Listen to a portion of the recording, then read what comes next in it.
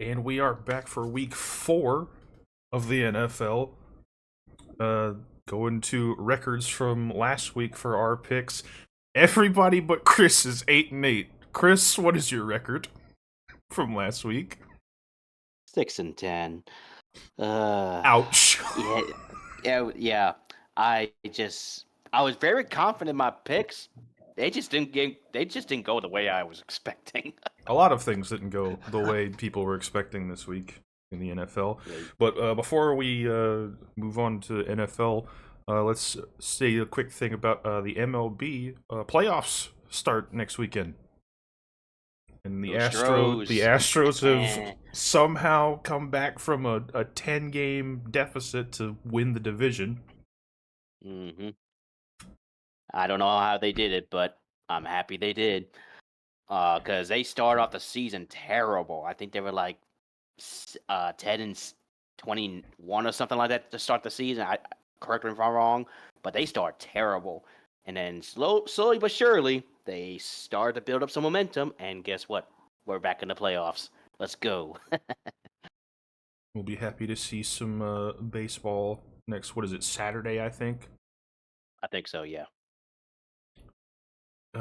But moving on, there were a lot, and I mean a lot, of things that we got wrong this past week.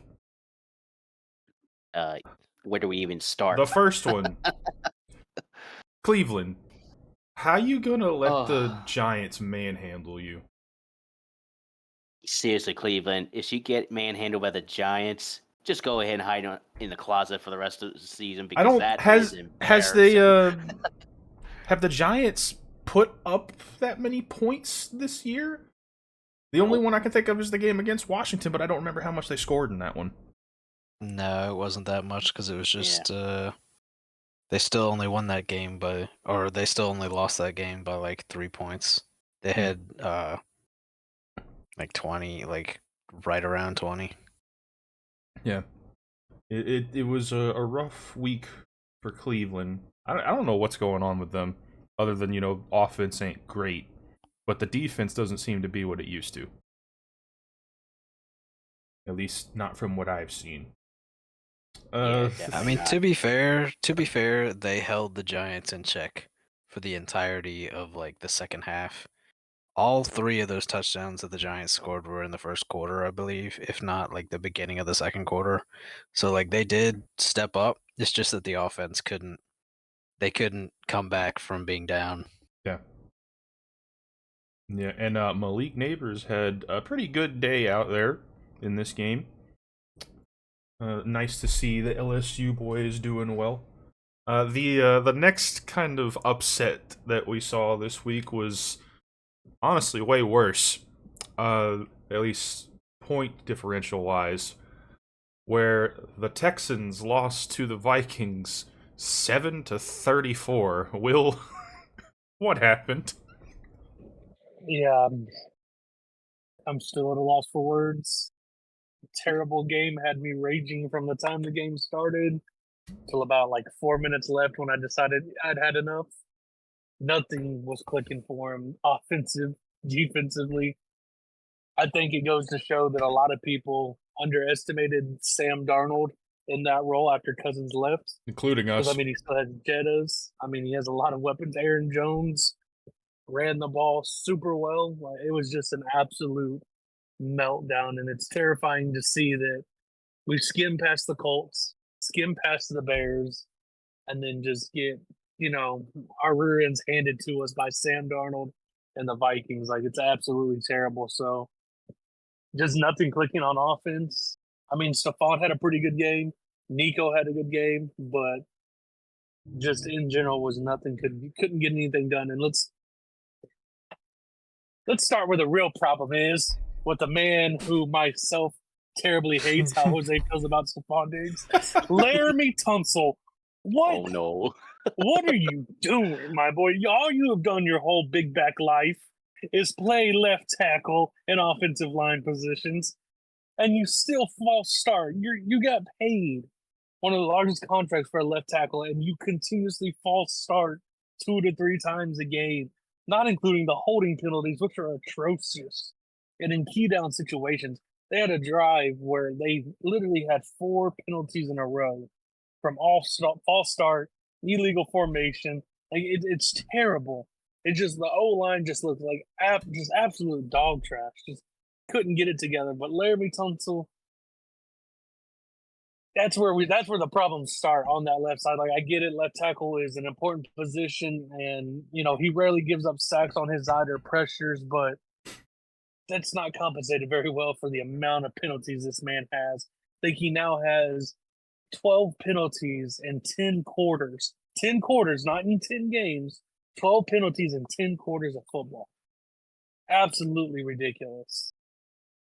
Yeah, I believe earlier this week we had compared that man to, who was it, Chris? Zach Strief on the Saints years ago. Zach Strief, yep. Because we feel Will's pain here with Laramie Tunsil. Zach Strief, while he had his good moments, he was very reliable backup. He was actually a backup most of his career with the Saints. He, for the life of him, could not avoid a penalty to save his life. It got to the point where we could just, if they threw a flag on the offense, you could randomly just say Zach Strief, and about 90% of the time you'd be right. Yep. So, and Laramie Tunsil, shame on you, because you're a former Ole Miss Rebel, and here I am, got my Ole Miss gear on for this podcast episode. You're making us look bad. I don't know if you even want to call what happened to the Texans an upset, though, to be honest, because the Vikings have looked better each week of the first 3 weeks of the season. Like, the Texans, should be better, but they haven't been each and every week. Maybe it's not an upset, but it is very disappointing to see. Yeah, I'd say it's self-implosion is what it is more than anything. It's not really an upset. Also, by the way, for YouTube, this is not alcohol. This is root beer. They had the YouTube potential does to win. not care. They have the weapons, offensive weapons. They have the defense. We've seen it.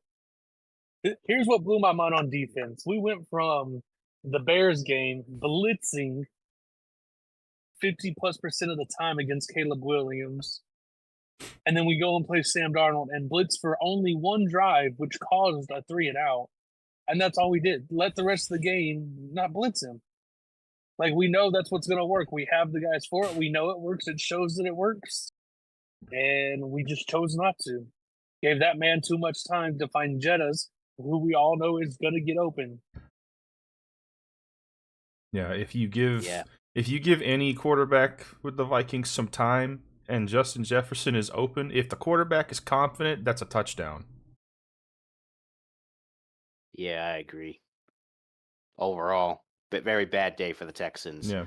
Let's hope they correct it when they go up against whoever they're playing this week. We'll touch up on that later. We'll talk about that in a minute, but I believe it's Jacksonville. Yeah, it is. Yeah, we'll talk about that later.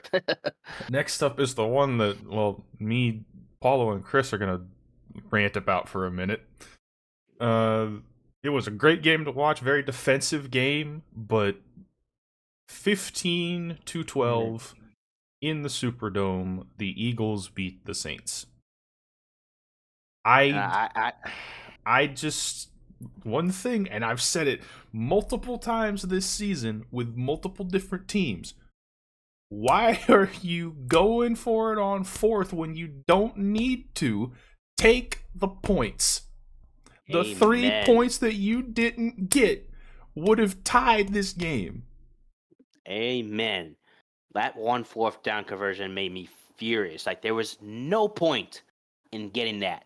You're already in field goal range. You get the points if you don't get third down. I believe at that time, the only points on the board were a field goal by the Saints, because I believe this was first half. Yeah, it was just 3-0 the entire first half. Why are you going for it on fourth down? I get that you want to put points on the board. You want to be risky with it. Kick the field goal. Take the points. Take them where you can get them. I know. This game just looked like last year's Saints offense, and that's got me kind of concerned and gave me horrible flashbacks. I'm sure it gave horrible flashbacks as well. I wouldn't say it looks like the offense from last year. The biggest thing that I think the Eagles did in this game, and I think that's what really affected them, is they took away essentially their biggest playmaker this year. Shaheed did not get a single catch, though he was targeted multiple times. A few times Yeah. downfield. Yeah, it was bad. Yeah, like he just couldn't get open, and there were a couple of times where they took a deep shot. And it looked like he was gonna catch it, but he ended up missing the catch altogether. So A couple of it, times, the one example I'm thinking of in the end zone, the defender did like reach over and yeah, knock the ball out of his hands as he was like lunging, but yeah, not they much you had could do him there. locked up, and it severely limited the offense. If they're gonna have any hope down the road here, they're gonna have to find someone else who can step up in case Shaheed gets locked up again. Yeah, well that's why I agree. It does remind me of last year's offense though, is that last year's problems are still here. Like on the defensive side, we've still got similar problems, but on the offensive side, we also have similar problems where last year Derek Carr would just lob it up for Shaheed like at least once a game.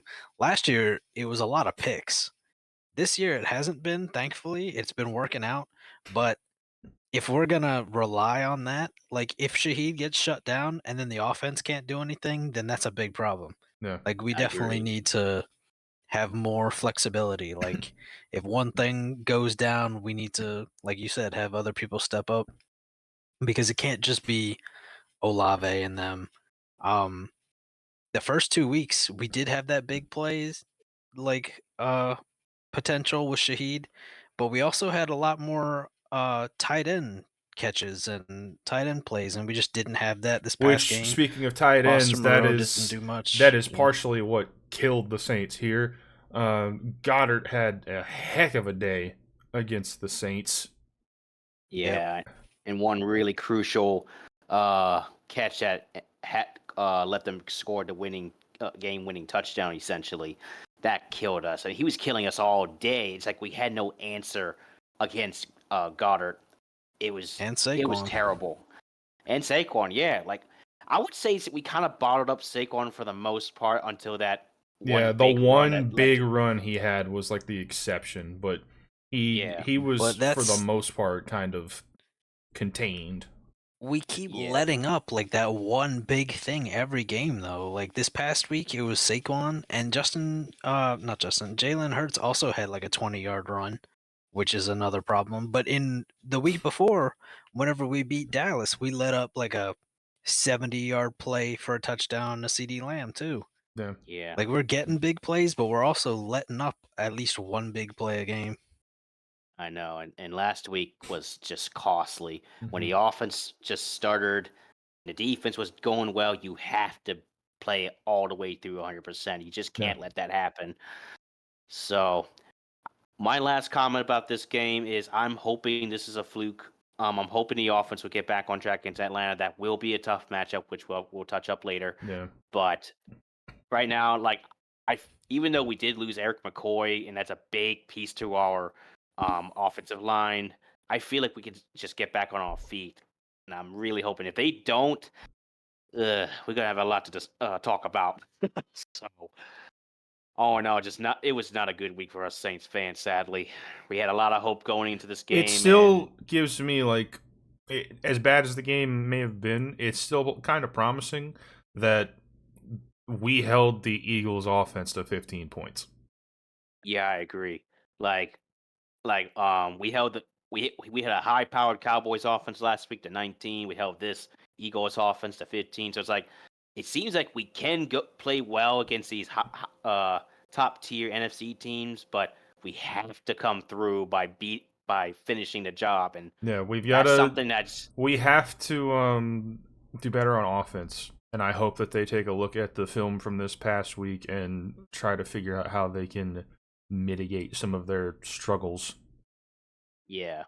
And one last thing I'll add is just based off of this game on the offense, I think, in my opinion, we might need more receivers, like whether it's from the draft or off season. I don't know. We'll touch. I'm sure they'll address it sometime after this season, but we definitely need another weapon out there. It's starting Yeah. to show that you just can't rely on Shaheed and Olave. They might be our two best targets out there, but They if need both of them help. get shut down, exactly we need help. So but that's a tale for another day. Yeah. We'll come across that later. So, Well, let's look to a couple of other upsets that happened. What the heck happened to the Buccaneers? bear with me. 26-7. Bear with me for 1 second. Sorry, I had to do that. Get out of my system. Yeah, I don't know what the heck happened to the Bucks. Like, that was my biggest surprise of the week. I fully expected the Bucks to just manhandle the Broncos. Instead, it was the complete other way around. I could be happy because it helped the Saints out since we lost, but still, if I'm a Bucks fan, that's kind of embarrassing. You lost to a pretty crappy Broncos team. So, I just want to know what happened. yikes. Yeah. Team Like- is still early. Teams are still figuring out who they are, and it's only week 3. And when you got a rookie like that, he's still coming into his own. And Bo Nix is finally showing why he was Heisman candidate. I believe he was. Yes. Right. Yeah. I mean, he's finally like you don't get to that status just off of nothing. I mean, some guys are kind of like some guys can be busts, but I mean, it's early and he's not on a great team, but he's finally showing why he was like drafted to be a starter. Well, when I say like what happened, I'm more meaning like not so much like the Broncos being decent all of a sudden. The Bucks looked so promising those first 2 weeks, and it's just gone this game. Part of the thing is, which is wild, is the offensive line. That's where these issues really start for Baker. He was sacked 7 times Yeesh. in this game by the Broncos. Yikes. 7 for a veteran quarterback whose offensive line is supposed to be good with Tristan Wirfs. You allow 7 sacks on your quarterback. He went 25 for 33 and 163, a touchdown and an interception. And you got sacked 7 times. When the week prior, he got sacked 5. So the numbers, it's that offensive line that is just absolutely just like not holding up, not giving him any help. Like, and just imagine this is against the Broncos, which I hope is a fluke, but it doesn't look like it when you give up 7 sacks in a game Yeah. to a Broncos team like that. Like, there needs to be adjustments. That's where we need to go because we know what he can do when the offensive line holds up. We've seen games. We saw it last year. We saw it week 1 this year. We know what he can do. But that line just got absolutely – I'm not sure if there's injuries on that line or if they're shuffling people around or they're trying things out. But whatever whatever they're doing right now, allowing 12 sacks in 2 weeks is not the answer. Mhm. That's going Not to at get all. him hurt. That's going to knock you out of contentions slowly throughout the year. And, I mean, they don't have the weakest schedule. I mean, their schedule coming up is Philly, Atlanta, New Orleans, Baltimore, Atlanta again. So 3 division rivals games in the next 5 games, followed by KC and San Francisco before the bye. Ooh. If that's what we're doing in a week-to-week basis, we're giving up 5 to 7 sacks. Yeah, You're gonna be in trouble. You're about to go. Yeah, you're about to lose the next 5 games, Yeah, I agree. and that's not. Yeah, so I don't know what Todd Boyles needs to do, but he needs to figure something out over there, or else you're going to be on the hot seat by the end of the year. Yeah. By your bye week, if this continues at this point. Yeah, it was wild to see though. I didn't get to watch the game, but like when I finally saw the score of the game, I had no clue what the heck was going on. Moving Yeah. on though, real quick to the next one because we got 3 more upsets that happened that we want to cover. The next one, I don't know if you want to call it an upset, but the Panthers are good. That's not an guess. upset. Yeah. Y'all thought I was crazy for almost picking Andy Dalton balling out. him. I knew I- it. Honestly, I did not see that coming because I looked at the Panthers and I see an absolute crap team. And I was like, there's no way Andy Dalton can help them Andy out. There's Dalton, no way. 26 of 37, 319 yards, 3 touchdowns. Yeah, that man just balled out. I was like, when I saw that score, my jaw dropped. I was like, dang, yikes! If I'm a Raiders fan, I'd be hiding in the closet right now. Y'all thought I was a madman. Well, you still didn't pick them anyway, so I still didn't, but you look what you said whenever they were putting Andy Dalton in there. For shame, for shame. hey, you can't. I thought you they can't would be blame me. better with Dalton. I didn't think they'd be this much better. But of It's course, insane. we got. Of course, we got to see how they play the next week. I don't know who they play Yeah. next, but we'll cover that later. I believe it might be KC. We'll see in a little bit. No, It is the Let's see. Bengals. It is? All right. It's the It Bengals. is. Up the automatic loss. For some reason, I thought the Bengals were playing the Ravens this week. Whoa, whoa! Let's go. Let's dial it back. You just said automatic loss. Nah, let's wait. Like Hold the on, Panthers let- didn't put let's up like wait. 36. Let's Oh, wait. Yeah, the conversation for hold later, but we will We'll revisit talk about it this. later. What I want to point out with this is all of a sudden for the Panthers offense, it seems like swapping out the quarterback has somehow like invigorated the whole team. Chuba Hubbard, Yeah. 21 carries for 114. Deontay Johnson, 8 catches for 122 and a touchdown. Yep. That's some pretty good stats. That's What what happens happened? when you believe you can win. It's, Was Bryce it's Young the just- problem? I He's don't part know. of it. Not the whole problem, but he's definitely part of It it. kind of looks like he was the whole problem. Well, if they No, beat. David if they go Tepper's on to still win- more of a problem. Well, yeah, but still, I mean, in like with the team itself, not with the organization.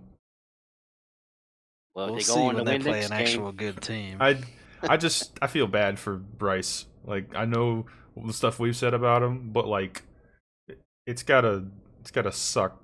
Like getting I know. benched in your second year, and the guy that replaces you goes out there and throws for 3 touchdowns and 300 yards.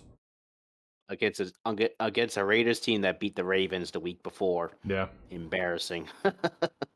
wild. Oh man. The NFL. Let's see, the second to last upset, Rams over the 49ers. Yeah, what the heck happened to the Niners, y'all? Like I would assume it's just injuries at this point, because I as mean- we have said, Chris's brother Ryan has however many 49ers players on his team. Debo's hurt, Kittle's hurt. Who else, Chris? I believe. Oh yeah, McCaffrey, the obvious one. But Ryan has like 5 of them. and somehow that man's winning in fantasy, which I cannot explain. But let's look at the stats here for the Niners. Brock Purdy, 22 of 30, 292 and 3 touchdowns. Not terrible stats offensively for the 49ers. The Rams, Stafford, 16 of 25, 221 and a touchdown. Kyron Williams, I think, was kind of the star of this show, at least from what I'm seeing here. 24 Yeah, carries I believe for that. 89 yards and 2 touchdowns, including that one, which I'm pretty sure people have seen the clip of him flipping as he jumps over somebody into the end zone. Yep. Yeah. I don't know what's Well, going on yeah. with the Niners. I really don't. I don't know what y'all said, but I kind of figured that it wouldn't be a blowout by any means. Like, it's just like we were talking about a week or two ago. The Niners are Achilles. As soon as they get a little crack in the heel, they're done. Like, McCaffrey, it's just like last year when McCaffrey and Debo were hurt and they weren't good. And now they're hurt again and they're not good. Like, they just can't compensate for the big pieces going down. Yeah. It just seems like anytime any of their good players goes down, they're screwed. It's like they don't know how to adjust, they don't know how to function, and they just they derail themselves into losing games they shouldn't be losing, especially to the Rams, who got destroyed by the Cardinals last week. So Yeah, it's I- very odd. The NFL is Yeah. very odd these past 2 weeks. And right now, Seattle's just slowly but surely creeping up into that first Which place. I will talk about them later because Geno seems to Yeah. be balling out right now. I know. But yeah, we'll definitely talk about that Hence later. the Seahawks jersey this week. Ah, But the last upset, the team that absolutely none of us picked, Washington, marches into Cincinnati and beats them 38-33 in their own house. ouch. Yeah, but I here's the thing again, though, is that it's week 3, and we're calling it an upset because the Bengals have good players, and we're a fan of the Bengals. The Bengals were 0-2 going into this game, understand that, so should but it really be an upset? what we were gauging it off of at the time was the previous game where the Bengals went against the Chiefs and kept it, I believe it was a 3-point game against one of the best teams in the NFL. So we thought that the Commanders should have on paper stood no chance, but out of nowhere, here comes Jaden Daniels, the Heisman winner out of LSU, number 2 overall pick. 21 of 23. Only 2 incompletions the entire game. And there were only 2 other quarterbacks who did that. And yours truly. 254 yards, 2 passing touchdowns, and I believe a rushing touchdown. Yep. But He going back was to also the completion percentage, team's leading rusher at that. yeah, that's wild. But yeah, going back to completion percentage he got, he's one of 3 quarterbacks that had that kind of percentage entering week 3. That was Drew Brees. I believe he's the highest too. Yeah. So right now it's Jaden Daniels, Drew Brees, and I believe Tom Brady, if I'm correct. I think so. I'd have to double can't check. I can't remember. I don't know. I know he has the best for a rookie. Yeah. For his rookie year in a game. Yeah. And I know that that was the first game since 1940 that there were no turnovers or punts. Yeah. That is true. So yeah, quite an interesting game. Another thing we got to mention with Washington here is it seems like with, Jaden starting to pass a lot more, the receivers are finally getting some work done. Terry McLaurin, 4 for 100 and a touchdown. And that man was sitting on my fantasy bench. That's your own fault. Luke McCaffrey, 3 for 44. Zach Ertz, 5 for 38. They were doing just fine. Sadly, Austin Eckler went down I think early in the game. I didn't get to watch the entire thing because I messed up the time of when it was supposed to start and missed some of it. But he only had 3 rushes for 35 before being taken out with a concussion. And I don't know what got into Washington all of a sudden, honestly. They just... the offense kind of woke up from a game a couple of weeks ago against the Giants where they scored nothing but field goals. And this week it was nothing but touchdowns. Oh, man. But in regard to the Bengals, they ought to be very concerned with how their team's performing. And I wouldn't even say it's offense, though, because the offense performed pretty well.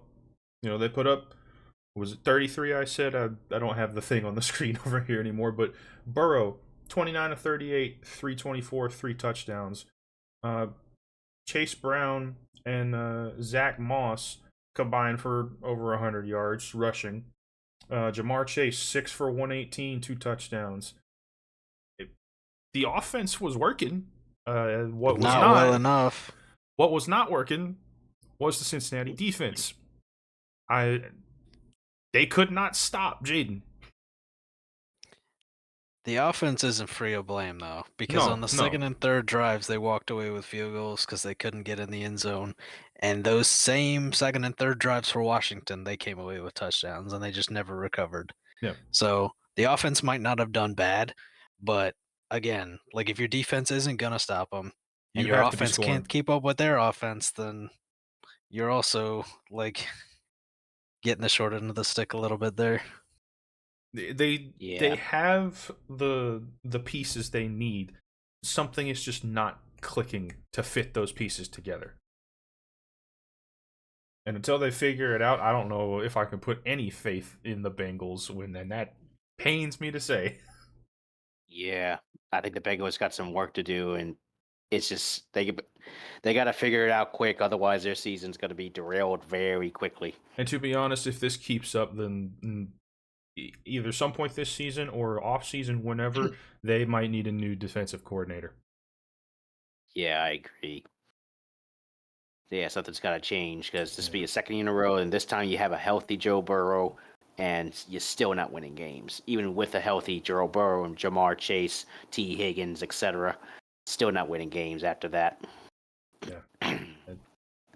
Well, that takes care of the stuff for last week. Let's move on. Week 4, and we're starting off with Thursday Night Football, which actually looks like it might be a decent game for once. Cowboys-Giants in New York. So I guess the question. Go ahead. I was gonna say, let's pump the brakes on decent game. Let's not forget that they It's put up. it's a 40 burger division against them game last at year. least. Let's pump the brakes on decent. Yeah, the Giants had one of those weeks last week, but let's really not expect them to go in there against Dallas and that defense and have the same thing reciprocate. When Dallas, You say smacked them Dallas and twice that last defense, year. like their defense hasn't allowed at least 20 points in the past 2 games. Yeah, but that's against us when Yeah. we were hot, and then against Baltimore, which should be one of the higher powered offenses in the league. Exactly. Yeah. Like, look at last year. Let's see. Did the Browns not September also 10th. score like 19? Hold up. September 10th when they played them last year, 40-0. November 12th when they played them later in the year for game 2, 49-17. Let's not forget what the Cowboys actually do when they play the Giants. And let's just remember, it is Daniel Jones. That offense is still trying to figure things out, just like last year. They I just won their agree. first I game agree of the about year. that, but So let's pump the brakes on decent game. I still we think know it's, the I still history. think it's going to be a decent game. You're going off the history from when the Cowboys were actually good. The And Giants have been consistent. historically it's bad literally against the the same Cowboys, team though. as last year. It's literally the same Cowboys team as last year. With the exception being they brought Zeke back instead of Tony Pollard. Yeah. All right, then. Yeah, in my opinion, I'm sorry, Jose, I have to side with these guys. So, but it's just I just don't see the Giants being the Cowboys, even after they had a better game. Put it better, a better game last week against the Browns, and because the Browns have been struggling so far this season, they got crushed by the Cowboys. They squeaked away from the Titans, and that tells you something.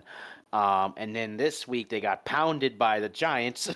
So it's like I just don't see the Giants beating the Cowboys this go around. I think the Cowboys still win pretty handsomely in this matchup. I still think the Cowboys are going to end up winning this, but I don't think it's a blowout.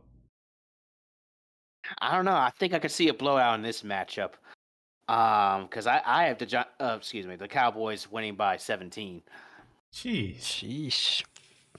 Yeah, I mean, I'm not that far off, though. I feel like the Giants have been historically bad against the Cowboys. It's just, I don't know. Like, what 1 week the Giants won, and now we think that it's going to be a good game? Like, I know the Cowboys have been losing, but they've been losing to much better teams than the Giants I'm have been just playing. saying. I think that the Cowboys still win by 2 touchdowns. Yeah. Oh, so now you're not wanting to have like anything to say about the Giants' defense you were praising a couple weeks ago. Oh, the Giants might have a good pass rush, sure, but the Cowboys are equipped to handle that. Like, the O-line for the Cowboys isn't terrible. Yeah. We shall see. But So I guess it's we're all picking 3 against Cowboys. 1. No, we're all picking Cowboys, but Oh. I don't think it's going to be a blowout. Will was debating on whether or not it was actually going to be a decent game, not whether or not the Cowboys would win.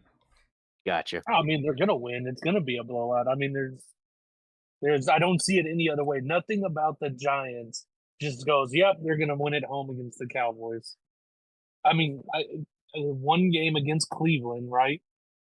Who Cleveland all year has been struggling. So we're going to say because they beat Cleveland, who's already been struggling all year, that it's going to be a decent game against the Cowboys, who have lost to teams that are much better than what the Giants have faced. So I just don't see the comparison how we can jump to that conclusion or that assumption that it's going to be a decent game based off of them beating Cleveland, who struggled all year long already. Yeah, and I Yeah. mean, just look this past week at the Thursday night football game with the Jets and the Patriots. Like coming into this game, the Patriots we thought might make it a decent game against the Jets, and then they didn't. And that's kind of what I'm feeling right now. Yeah, same. Agree to disagree. Well, moving on. This man, I mean, week one they lose. What you gonna do if I'm right? I'm just saying, week one Giants 28-6 they lose, right? Week two 21-18 to the Commanders, to a rookie when Jones has been in the league how long and had just signed this contract with Malik Neighbors and such, and then they go out and beat Cleveland, who's been struggling all week, and that's the conclusions we jump to. I mean, just mind-boggling. Yeah, Daniel Jones has consistently been inconsistent. Let's put it that way. Yeah. And also looking at this past game, they may have beat Cleveland, but again, look at what they did in like the first 20 minutes of the game versus like the back end when they couldn't do anything. Yeah. Moving on. Anyway, moving on. Saints at the Falcons. Divisional matchup. This is probably going to be a very good game, just like last week. But the thing that needs to happen for certain is that we have to find a way to get the offense moving again. Because we lost Eric McCoy. He's on IR officially. He's going to be out for about 6 to 8 weeks at best. 4 at the minimum. Or at the minimum 4 games, which I doubt this with the Saints. But you got to get Olavi involved, get Shaheed back involved. Like, the Falcons are hit or miss, in my opinion, because they had some good moments. Like they had a good game against the Eagles. Well, I guess in a way of good game, they had a decent game. Let's put it that way. Their defense carried them in that. Yeah, and they played relatively okay against the Chiefs last week. They still lost to the Chiefs. So it's like this is a Falcon team that can fight. And they're more likely to fight well at their own turf than they will when they play in the Superdome later this season. So, but the key to winning this game is you shut down Bijan Robinson. That's clearly their number one weapon right now on offense. Drake London, you can probably shut down pretty easily. He's never gotten open very well against the Saints defense in the past. Get to Kirk Cousins quick and fast. If you disrupt him, he's gonna be inaccurate. But the offense, protect Derek Carr at all cost. Get your weapons involved early and often. Just get the job done. Additionally, if the Falcons are able to take Shaheed out of the equation like the Eagles did this past week, find somebody who can pick up the slack. Mm-hmm. Because we cannot have a repeat of last week against the Eagles. We just simply can't. Not with the stakes of the division. I know it's still early in the season, but every division game counts from here on out. Because as we saw last season, or really the last 2 seasons, the division has been garbage. And we could have won the division, but the reason why we didn't, because we didn't have enough division wins, essentially. And the Buccaneers did 3 years in a row. So it's like, if we get our division wins now, then we're like set in stone to have a pretty good run. We're setting ourselves up essentially. But exactly, the big thing here is the challenge is going to be that Falcons defense. The Falcons defense has not been anything to take lightly. Exactly. So that's what I'm saying. Like, you got to get the job done on offense ASAP. Get that offense that you saw against the Cowboys and the Panthers. Just get that back, because that was beautiful to watch. We do not want to see last week's offense again. Please put that put that in the grave right now, please, for the sake of us Saints fans. Plus, I really don't want to lose to the Falcons. Just please don't. Yeah, So, I'm taking us. I think we can do it, even coming off of a loss. I think that we've been playing well. Last week was kind of meh, but first 2 weeks we were playing really well. I think it's going to be a close game. I think Bijan will run all over us. We're just going to have to go out there on offense and, get yeah. right back at him. We just got to get the ball rolling fast. I think that Kirk isn't Jalen Hurts. Kirk's not going to take off running, so if we can put pressure on the pocket, then we're in good shape. Um, we just gotta bottle up Bijan. Really, is the only issue. Like Drake London is good. Kyle Pitts has talent, but the receiving core isn't really the issue. It's just put pressure on Kirk and try your best to stop the run game, and I think we'll win. Yeah, I agree. I'm taking the Saints as well. I'm taking them by 3 because, as we all know, Saints and Falcons game can go either way. And as history shows it, in fact, the overall series is tied at 55-55. That doesn't tell you how close this rivalry is. I don't know what else to tell you. But I'm taking Saints by 3 because I like our chances. I feel like we match up better against the Falcons this coming week.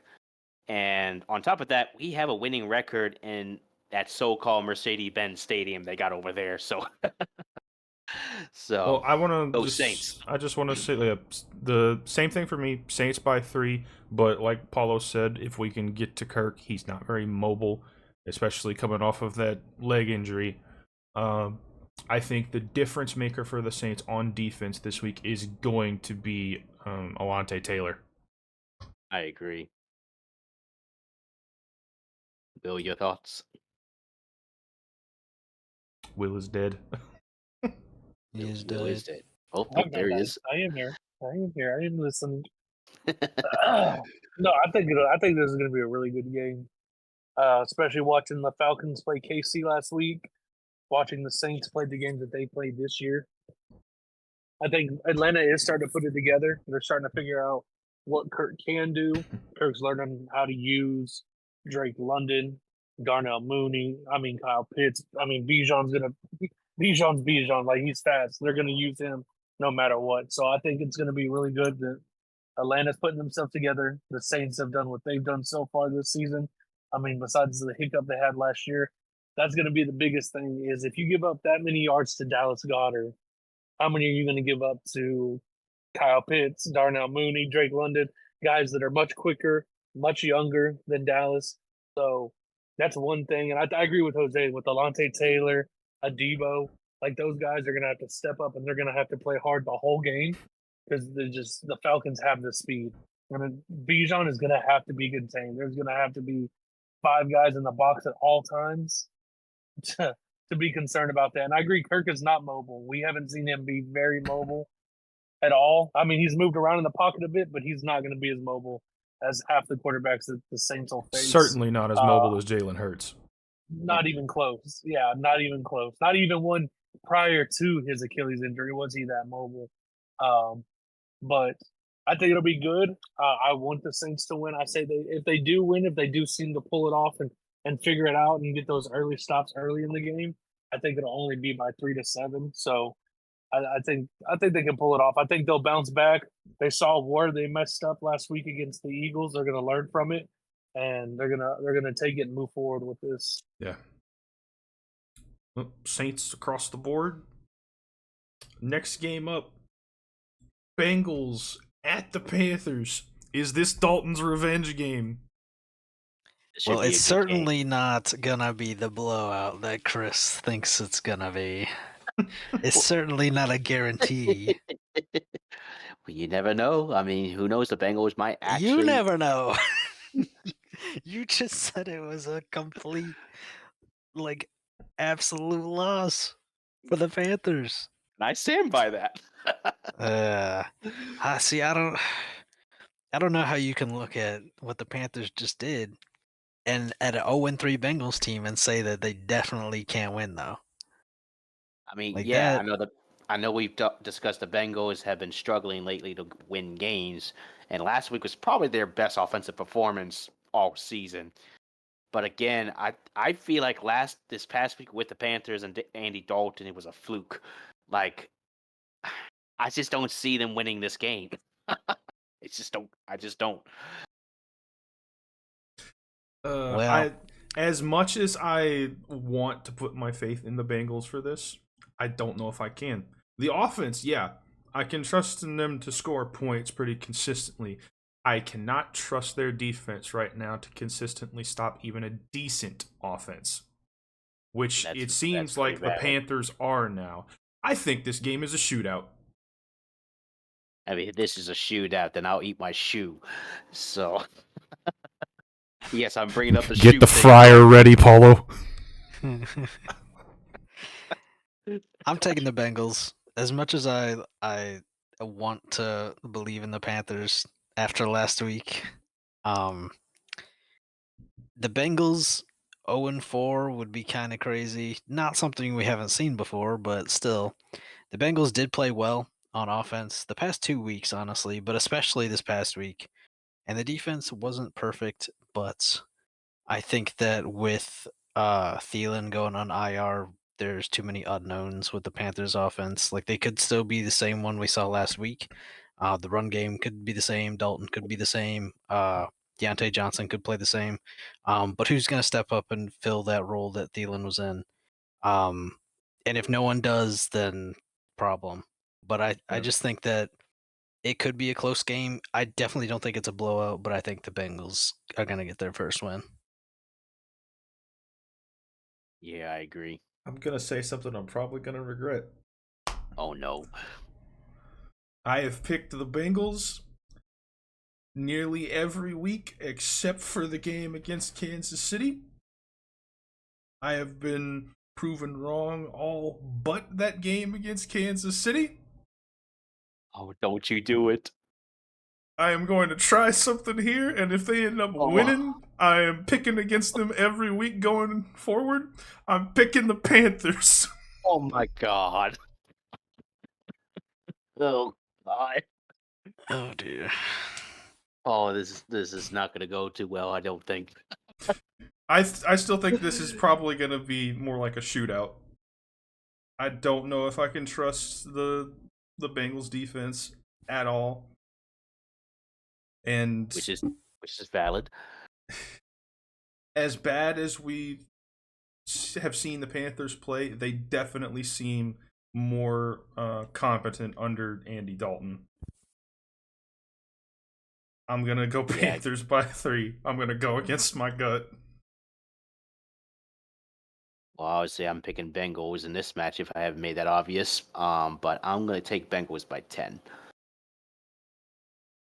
What happened to it being a blowout, Chris? I don't want to go any higher than that. Otherwise, I might jinx myself. Will? Yeah, I agree with Paulo. I think Thielen going out is about to hinder this offense. Like, don't get me wrong, Deontay Johnson having a great year. Leggett is a rookie. They haven't really had him heavily involved. And we look at the rest of the depth chart at just the receiver position. Jonathan Mingo, what has he done? Jalen Coker, David Moore. Like, that's your second, third and string right there. Who are these people? What have they done? Like, we don't know what kind of connection they're going to have. Like, Thielen was the biggest security blanket for any quarterback. Minnesota, when he came over to Carolina, like, you knew who Thielen was. Everyone knows Thielen. They know what he can do, and now he's out. Now you're left with Deontay Johnson, Leggett, and these tight ends, Tommy Trimble and Javon Sanders. Like, these aren't names you're constantly hearing. So it's going to be interesting to see what Andy Dalton can do. I think they're going to lean a little bit harder on the run game in this instance with Chuba, and who's been putting up good numbers, solid numbers this year. But even though it's at home, I feel like Cincinnati might. And last week, T. Higgins' first game back, that connection wasn't really there for him and Burrow. I mean, it's going to build more practices, being together, him coming off that injury. So I think there's going to be better connections there. I just think the Bengals have more weapons offensively than the Panthers do in this one, especially with Thielen out. I think Cincinnati wins. I think it'll kind of be like the Commanders game. I think it'll be kind of a back and forth at first, but I don't think the Panthers are going to be able to hold up in the second half. They just don't have it in the depth chart, and we don't know what these guys are going to do. You're using your third string guys that nobody hardly knows, and who knows? They could be great guys, but we just haven't seen them perform. There's just too many unknowns for that offense, and you are going up against a Bengals defense who's pretty solid in that front seven. Logan Wilson, what's his 91? I forget. He's a DN for them, who continuously is just an aggressive pass rusher. Was it Pratt? It might have been Pratt. Yeah. So I mean, that front seven of the Bengals is still pretty solid. So I just think it's going to be. It could end up being one-sided for the Bengals. I want to point out that the whole thing with Thielen. Do we know when exactly in that game he went out? I couldn't even tell you that because he only had 3 catches. Chuba Hubbard was second on the team in receiving. He had 5. Deontay Johnson had 8. Xavier Legette had 2, and he still had more yards than Thielen did. Yeah. Trey Hendrickson, that's who I was thinking of on the right side, and then Sam Hubbard on the left side. Like, their front seven is very solid. Jermaine Pratt, Logan Wilson, Mike Hilton, BJ Hill. Like, it's still a solid front seven, which is great for pass rushing and stopping that run. So yeah, I think Bengals win this one. It could be close. It could be a shootout. It honestly could be one or the other in this instance, depending on what they do with Dalton. No. And again, I want to pick the Bengals, but every time I have picked them so far, they have lost with the exception of the KC game. Because I picked KC in that one. I'm going against my gut just to see. If I do this and they win, I'm picking against them every week. Well, good luck.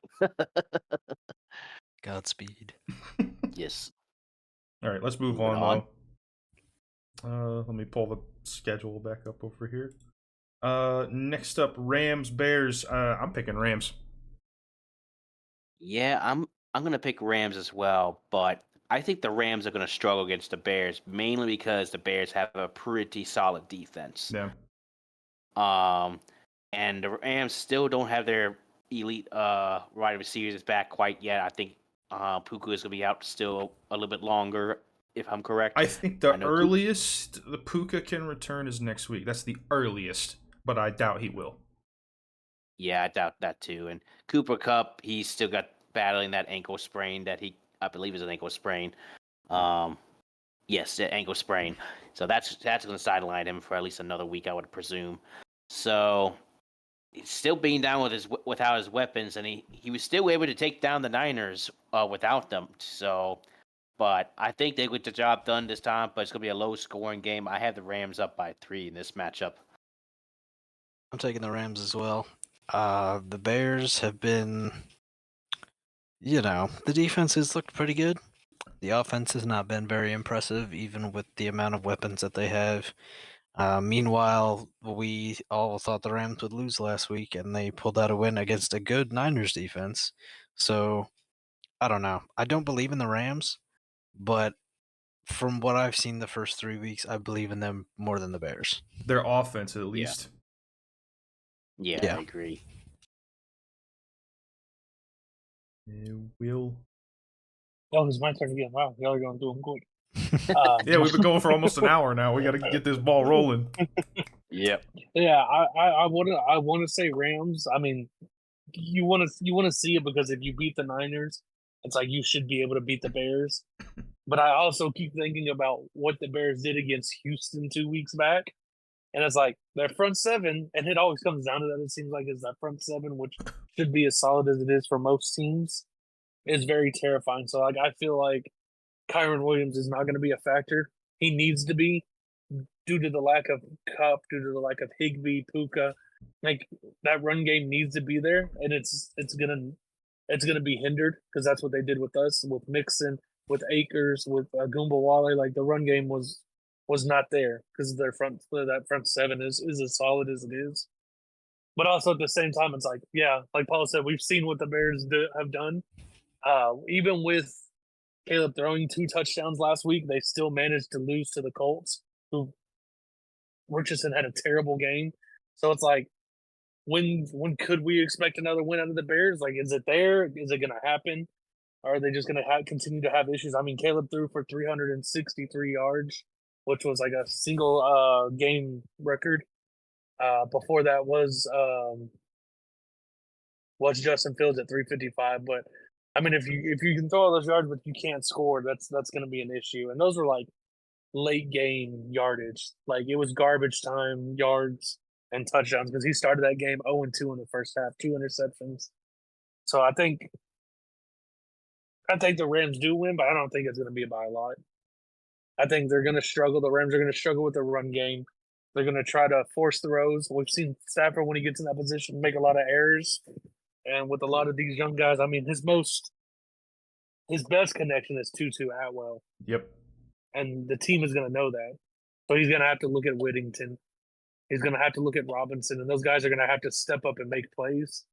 It's going to be an interesting game to watch. I'm not going to say it's the game of the week by any means, but it's going to be interesting to see how they handle it. Yeah, I don't think it's going to be a repeat of last week. It's not going to be the Kyron Williams show.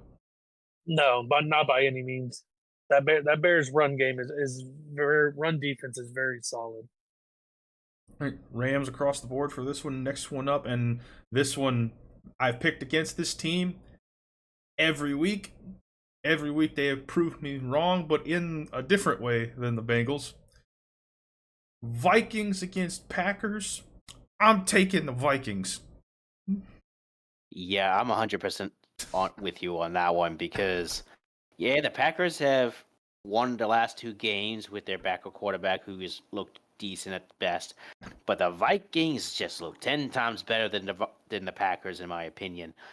Yeah, I'm taking Vikings all day. I think, honestly, the Packers might get smoked in this matchup because we've discussed that their receivers are mid-tier at best, and now they have Malik Williams, who's basically going to be starting for... Thank you, Malik Willis. He's going to be starting for the next several games until Jordan Love returns.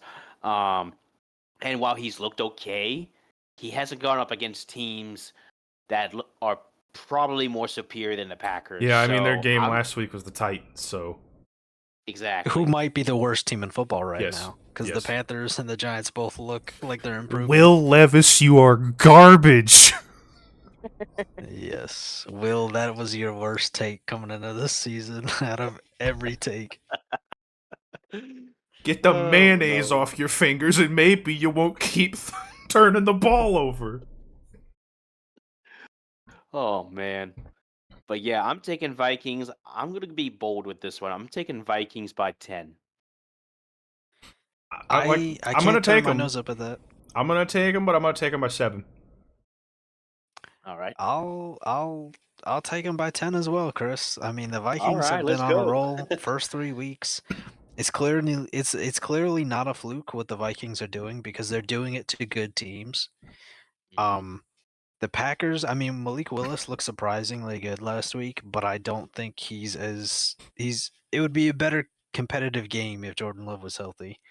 But even then, I think I would still take the Vikings the way that they look right now. Yeah. I think the run game for the Packers has deteriorated. Josh Jacobs isn't doing as well as Aaron Jones was for the Packers. Meanwhile, Aaron Jones is on the Vikings now, still producing very well. You still got Jefferson, Jalen Naylor is doing well. Sam Darnold looks like he should be leading the MVP race right now, which is crazy to say. I don't think there's been an update on Addison yet on if he's going to be coming back anytime soon. Yeah, well, I mean, if he does, great. If not, it doesn't change my mind the way that this game's going to shake out. Yeah, it doesn't change my mind about it, but it's still a good thing to know, when he's going to come back. Yeah. I think there was a lot going for the Packers last week. They were going up against the Titans, who might very well be the worst team right now. Will Levis is not having a great year, and it was a Malik Willis revenge game. Yep. So, I mean, I think all the cards just kind of fell in their favor for that one. I think that, the Vikings are just gonna steamroll them. Yeah. Will is the deciding one here. Is it Vikings across the board? Yeah. I mean, it's gonna be. So here's the thing: Jordan Love was very close to playing last week, but they chose to just go ahead and sit him and give him another week, which it looks more promising that he could start this week. But here's the thing: even if he does start, I still don't feel like I feel like he's gonna be very concerned about his knees, so his gameplay is gonna be very much changed. Which with the way that defense is playing, and the way they played Houston, I would be terrified if I was him. I Yeah. would I'd sit this game out. voluntarily sit out. Yeah, I mean, watching Jonathan Grenard, Grugier Hill, Blake Cashman, which all three came from Houston, just have their way with that offensive line of Houston's last week, and hit Stroud like they did. I would be concerned if I was him, and look at the risks, which some people may judge him for it, but it is what it is. It's his health. It's the smart play. Even if he comes back, I just don't see him winning. I think the way the Vikings are playing on both sides of the ball is terrifying. The NFC should be very concerned. Yeah. Until they give us a reason to doubt them. If they and then if they have one of those games, But as of now, I'd be concerned for any NFC team or any team they play in the AFC even. So I say Vikings. I don't think if Jordan Love is there, it'll be close. If it's Malik Willis, it's going to be more of a blowout. That's a guarantee. So I say anywhere from 7-10. That makes sense. Next game up, this one's one Will's going to be able to speak on here. Division rivalry game in Houston, Jaguars at Texans. Don't even care. Trevor Lawrence, trash. Overrated. Yeah, the Right off the Jaguars' bat. offense in Yeah, general no. is not doing great at all. And let's be honest, it's not like Trevor Lawrence has been an elite quarterback or a great quarterback. He's been a good quarterback for the Jags, but in terms of 32 other teams in the league and in that division alone, no. I mean, let's go back to the game against the Bills where he couldn't They got do boat raced. anything. Yeah, just absolutely ran over. I don't have any concern when it comes to Houston playing the Jags, and the history will go to show. Even though Jose doesn't like history, apparently, history goes to show that Houston has their way with Jacksonville 9 times out of 10. There's that one game here and there where Houston fumbles and messes around, and they'll wind up losing. It's in Houston as well. I'm not concerned about that. I say Texans by 14. No, I'm just fine. We're gonna calm down. Because after the performance last week, it's hard to say they'll win by some obnoxious number. Yeah. But there's a lot of things they're going to be working on this week, and D'Amico himself said it. That offensive line was terrible. The defensive line was even worse. They let Aaron Jones run all over them. So there's a lot of things Houston's working on this week, but nothing about that Jags team terrifies me. Nothing at all. Not ETN, not Kirk. Nothing about them scares me. Not even on the defensive side. To be honest, the biggest problem that the Texans are probably going to have is Brian Thomas Jr. because he was the one getting most of the receptions for him the past couple weeks. Kirk was a non-factor except for this last game. Yeah. But yeah, I'm taking Texans all day. Yeah. The Jaguars just simply don't stand a chance. I know the Texans had a bad game last week, but I'm sure that one game against the Vikings last week was just a fluke. They just had a bad game overall. And good teams, they bounce back pretty quickly. I think they'll bounce back just fine against the Jaguars. So I'm taking Texans by 10. Yeah, I'm taking the Texans as well. On paper, this should be a close game. Going into the season, I would have said it would be a close game, but the Jacksonville offense and defense, for that matter, has just kind of looked anemic. Like, where are they? I don't know what happened, but it's yeah. I mean, it's like they're still in training camp or something. It's like the practice squad is out there. I Yeah. don't know what's happening. Yeah, it's a they're about mystery to of the be, Jags. They're about to be 0-4, and we're about to be 2-0 in the division. Yeah. Like that's all. That's all that And Will, matters. I just got one thing to say to you. Stuff you saying about history. Your history was wrong about the Saints. It can be wrong again. My history is wrong about the Saints. In what manner? When you said that the Cowboys defense was going to manhandle them. That's not the same That had kind of nothing. history. That had nothing to do with history. What is your comparisons Right. are off. Right. You're That's trying to not make the an same argument, type and of history. nothing about our conversation for that game had anything to do with history. It had to do with what was going on at the moment. Good try. Editing me if you have time. Pull the receipts. Pull 'em. You can pull Pull the 'em. receipts. It was not the Pull 'em. same kind of history. We're talking about divisional you, Paulo. matchups for the Yeah. past like couple of decades versus like the Cowboys defense being good in the past couple of years and our offense Yeah. being bad the past couple of years. Thank you. It's Pull the not the receipt. same. Exposing.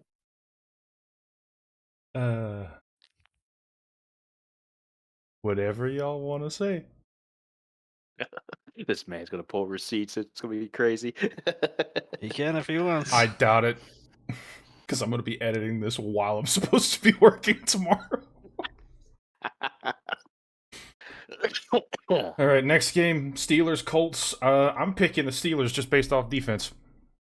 I 100% agree. Richardson has not had great games when it comes to turnovers these past few weeks, and the Steelers defense is one of the better ones in the NFL right now.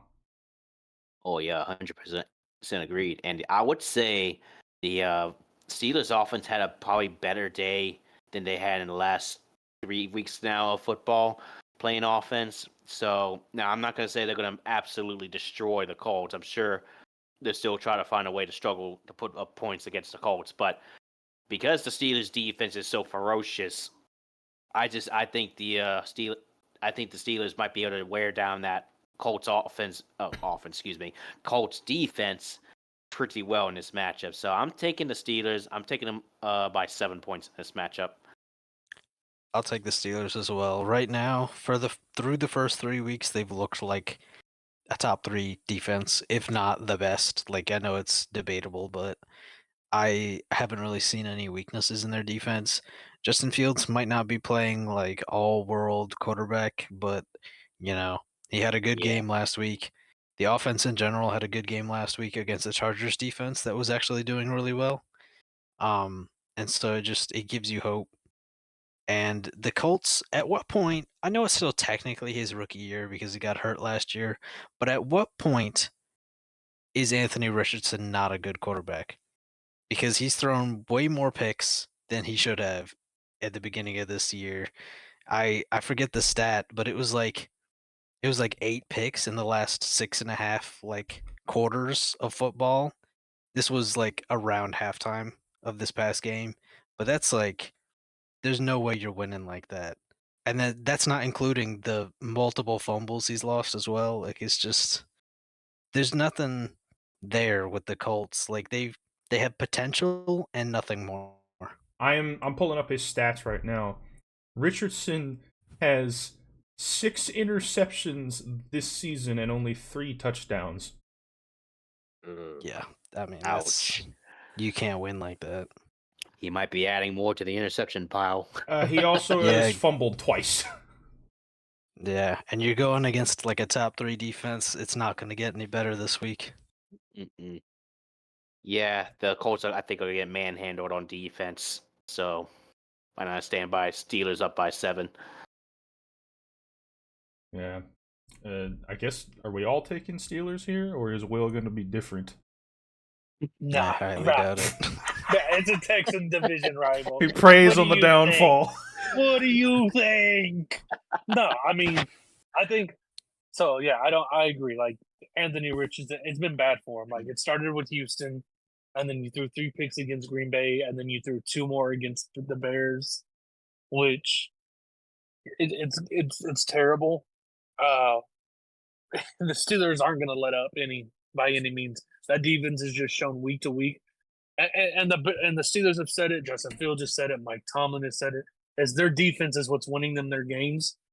But and let's keep in mind that they're trying to figure it out with Justin Fields because they had all these plans that Russ was going to be QB1.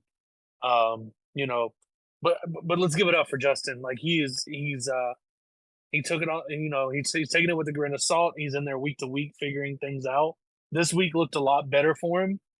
But I think I don't know if y'all saw on the Pat McAfee show. It's a clip from this week about Belichick talking about that quarterback situation in that room, and everyone is always talking about him. But Belichick is saying that they might actually have one of the best quarterback rooms.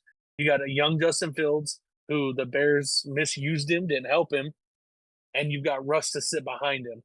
Like Russ could be healthy, but they're just using Justin until he messes up, until he gets hurt.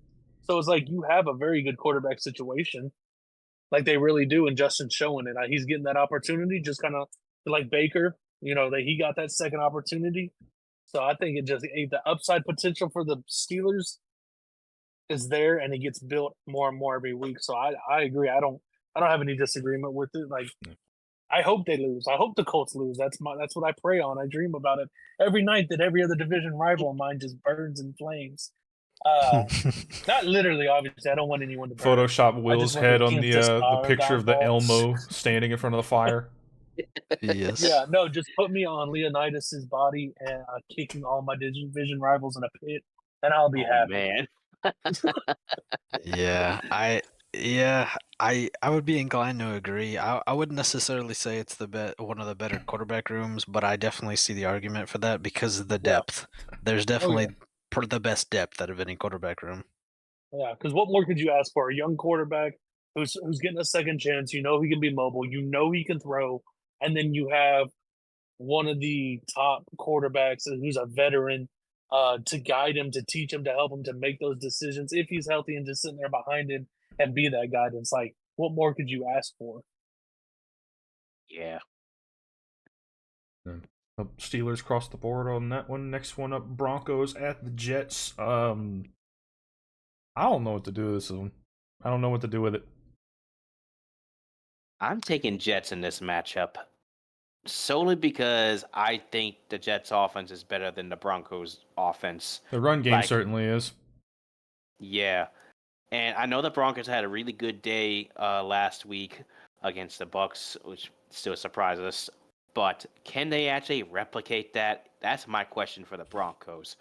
And that's why I think the Jets are going to beat them. I wouldn't say they're going to beat them to submission. They're just going to just straight up beat them. I'm taking Jets by 7 in this matchup.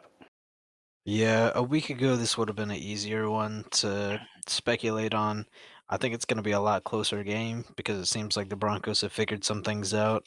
And it could be a fluke. They could have just had a great week, but I'm not going to say that. I'm going to say that they're going to be at least marginally better this week than they were in like week 1 or 2.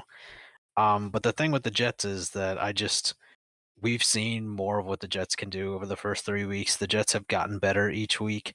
I would say that Rodgers is better than, 4th week in the NFL, Bo Nix, even if Bo Nix is looking good. Definitely a better run game with Breece Hall. Better defense as well. Sauce Gardner and the crew. I don't know. I think that the Broncos can make it interesting. I just don't think they're going to win. Yeah. I agree. Which, oddly enough, this same game last year, I picked the Jets too. That's the one I won the bet on. You had to bring that up. But I think Paulo makes all the same points, like makes all the right points, all the great points, like. Yeah. But I don't think it's going to be close though. Like I think last week for the Bucks was just one of those weird weeks, which any team could have it. I don't think there's anything spectacular about the Broncos. There's just like, oh yeah, they're going to consistently do this. But I think that the Jets defense is much better than the Bucks, so I think it's going to be a lot harder for Knicks and them to try to replicate that. I think it'll be kind of like the game the Jets had this past week against the Patriots. I could see something like that, like 24-3 or 24-7 happening once again with this game, this game between them and the Broncos. Honestly, yeah, I'm gonna go ahead and say Jets by 10. Already. Next game up, Moving on. We got to try and move through these quick because we're already like an hour and 15 minutes into this. This next one, Eagles at the Buccaneers. I think I got to pick the Eagles. I'm with you there. It's a rematch of what was it, the wild card game last year? Yeah. Yeah. I think the Eagles offense looks a little better. I don't know what to expect from the Buccaneers this week if they, fix their mistakes or whatever. And real quick, Will, you've got him on fantasy, so you'd probably know. Has there been any update on AJ? No. Nothing. It's day to day. He's not playing this week. It's still just day to day. I mean, that's just what it's looking like. It's just like everything else. They're not going to release any information intel until the very last minute. We're just right at now. He's not even doubtful. He's just questionable. So I don't think they'd probably bring him back too quick. They know that's their top weapon. I mean, especially after the hit that Devontae Smith took last week. I don't think they're going to try to rush him back just because. So we'll just take it day by day, which is terrible for me. But it is what it is.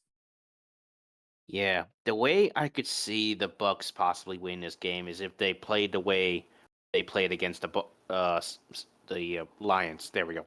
Stumbling over teams. But if they played the way they did it against the Lions and against the Browns, and I don't want to speak too highly of that game because the Browns just don't look that good so far this season.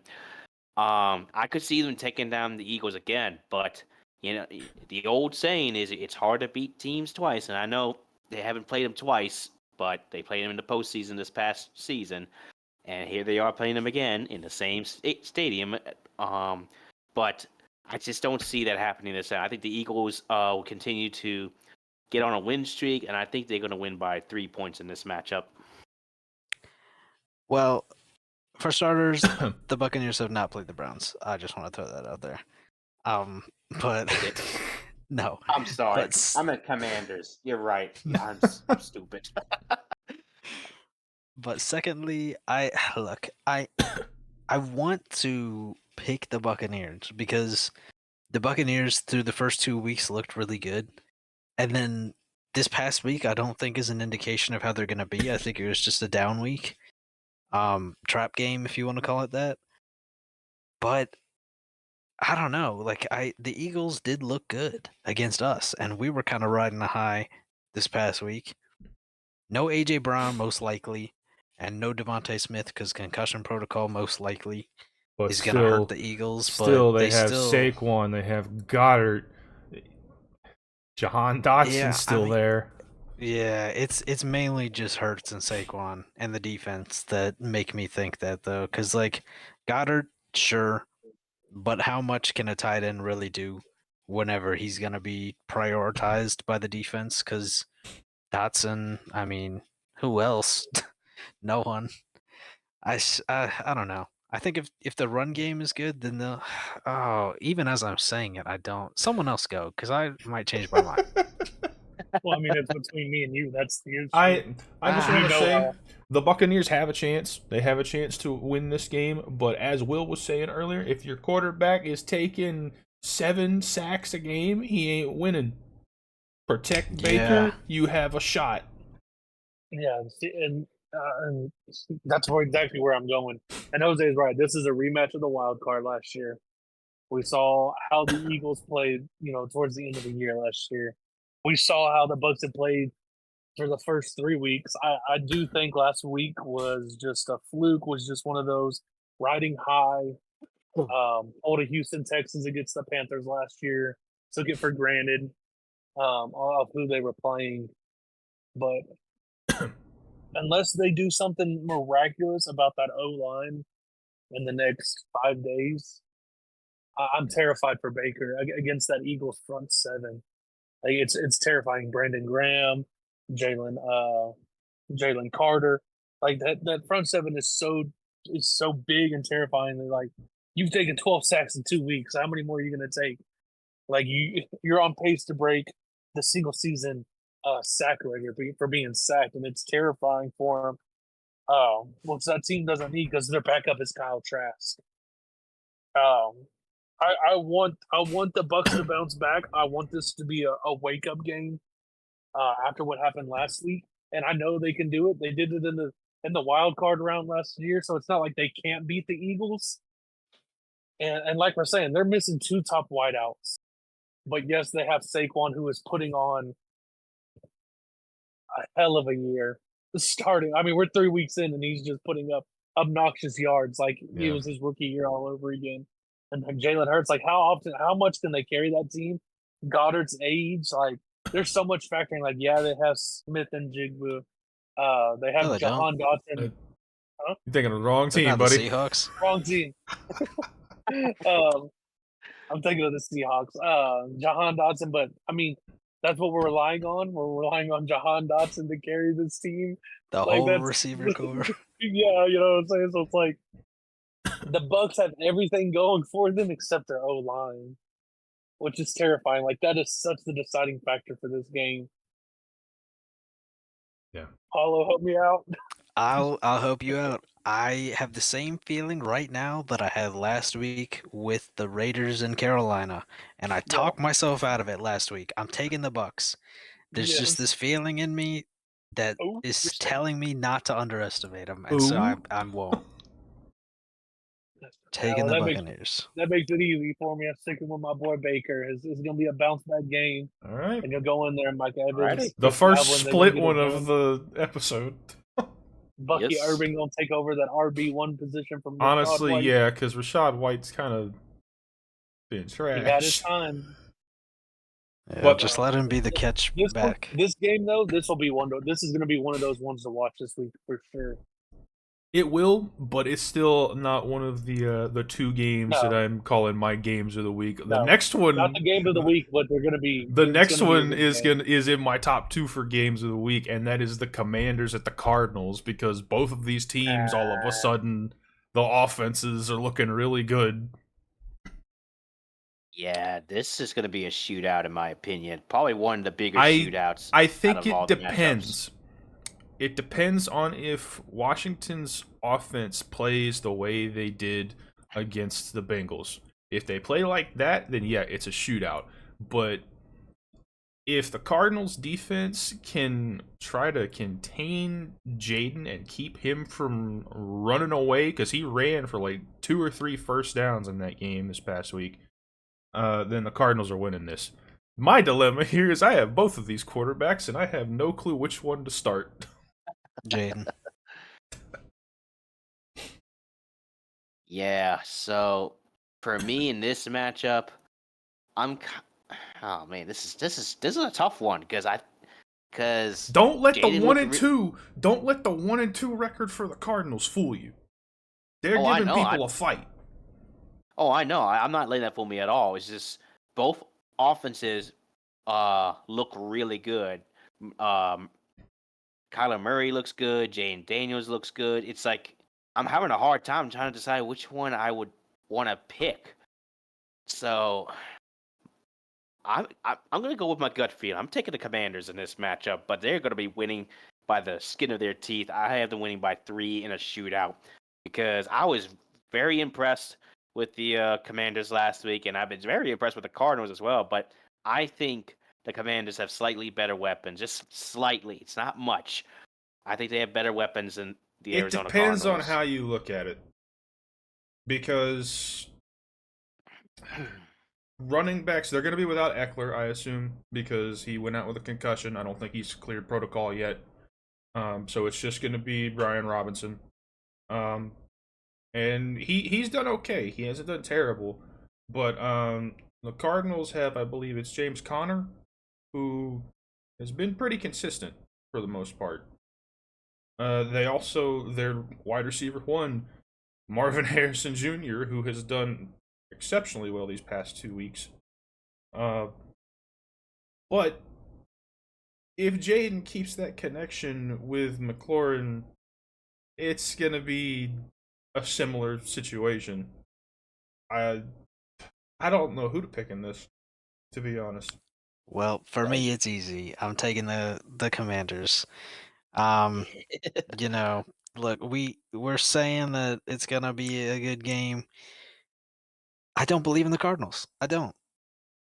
Last week, not against the Lions, but the week before that, that whole thing where they got out to a couple of touchdowns early, that was it. Kyler Murray, Marvin Harrison Jr., like 3 touchdowns or whatever. I don't think they were all Marvin Harrison's, but 3 touchdowns. That was the first quarter. Did nothing after. Against the Lions, 10 out of their 13 points were in the first half. Second half, did nothing. I mean, are we gonna stay awake through the second half? Because if not, Cardinals are losing. One thing you're also forgetting though is that first game against the Bills, where the Bills, as we've seen, have been a tough team, and yes, it was week 1, but the Cardinals still kept pace with them. Yeah. I mean, that's week 1 though. Like, what have you done for me lately? And as far as the weapons on the Cardinals, James Conner had a combined 25 yards this past week. Not impressive. I mean, they've got. That's why I said for the playmakers, most but part, he has been decent the other weeks. Last week was like the exception. yeah. Well, after what I just saw from Jaden and the Commanders, I can't possibly pick the Cardinals, who have been kind of not around in the second half. I think, yeah, I'm gonna have to stick with him. I'm sticking with my boy Jaden. Alrighty, there you go. Will, your thoughts? I do concur. Yeah, Alrighty. I have James Conner on fantasy. I agree with Jose. Like last week was just one of those weeks as he has been producing. But I also agree with Paulo. Like, yeah, it was like everyone was happy for Marvin Harrison, 2 touchdowns in the first quarter, and it was kind of like, well, what happened to the second half? Like, literally nothing. Did we forget that football is 4 quarters or 2 halves? Like, did we forget that there's still 30 more minutes to play? But the Commanders, I mean, there's a lot of growth there. We saw it last week when Jaden forced, I forget who the OC is or the head coach, to go for it on that 4th and 8. Didn't come off the field, and they got it, and they went on to win it based off of that. And we're seeing that on a week-to-week basis, his growth. You know, the way that they're playing, like all aspects of that team are like really coming together very well. So I agree with Paul. Like it's got to be the Commanders. Like it's like They are I agree. improving every week, it seems. Yeah, it's very it's consistent improvement, which is what you want to see. You don't want them to get there too quick because then that's also how you get to a quick downfall as well. So it's good to see that they're consistently getting better on a week. And I don't even care. That and what did I Arizona. say? I don't care that it's a home team. What did I say though at the beginning of this season? I told y'all the Commanders were going to be better than people gave them credit for. They're second in the division now. Yeah, it was at the time it was just hard to see, but now that we're seeing him play in these last 3 weeks now, gives me a little more confidence that the Commanders will be a legit threat in that division. So I have faith in Jaden Daniels. That's true, but I want to see what they do against one of the better teams in their own division. When they play the Cowboys or when they play the Eagles, we'll have a clear picture of who they are as a team. Yeah. Next up though, Patriots Niners. I think this one should be easy. I think. I don't even know. I don't know because even Brock Purdy's dealing with the back soreness right now. Is he? So it's like who? Oh. Yeah. So it's like who are we at this point? Who even is their backup? Yeah, they're just looking at the crowd like, hey, who wants to play football? Is their backup Dobbs? Or is it Dobbs? Yeah, you're right. It is Dobbs. Yeah. Dobbs. So we know Dobbs can play, but it's like, all right, so what weapons does he have? I mean, Jawan Jennings went off last week. You know, he stepped up. Even with Ayuk on the field, Jennings put up the numbers that he put up. Yeah, Ayuk didn't really do much. Ayuk is still there, though. There's still their potential there. Yeah. Kittle is questionable. Debo, questionable. Jordan Mason's been doing pretty well. Yeah. McCaffrey is probably about to be put on IR for the rest of the season because even though he's taking it easy and is having this off time, this Achilles tendonitis, every time they go to do some kind of treatment or look into it, go back and look at the records. Every week, even though he hasn't been playing, it has been getting worse. He has taken off. He has not played in 3 weeks. I think the and best his way injury has progressively got worse. I think the best way to describe what was going on with McCaffrey is, since he has come to San Francisco, he has been pretty much the only running back that goes on the field for the most part. They worked him to the bone, and he's finally given out, I think. Yep. Not to mention McCaffrey's injury history prior to him going to the Niners, because we saw him get injured so often with the Panthers. It might just finally be catching up to him, which is a shame. Because what? I was just gonna say it's impressive that he's even lasted this long with the Niners, because a lot of people were saying that he was gonna get hurt his first year after going there.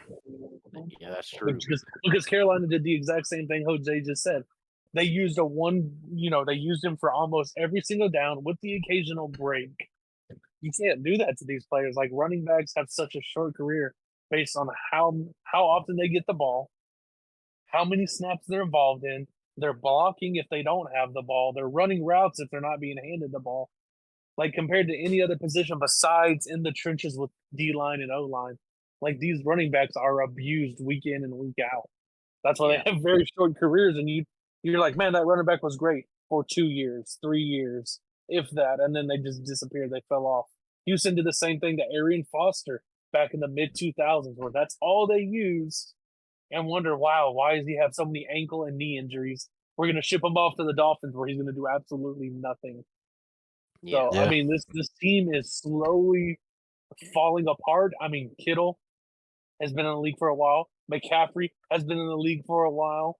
Like, those are 2 key pieces that you could possibly lose after this year. So this offense is just slowly diminishing. The defense looks great.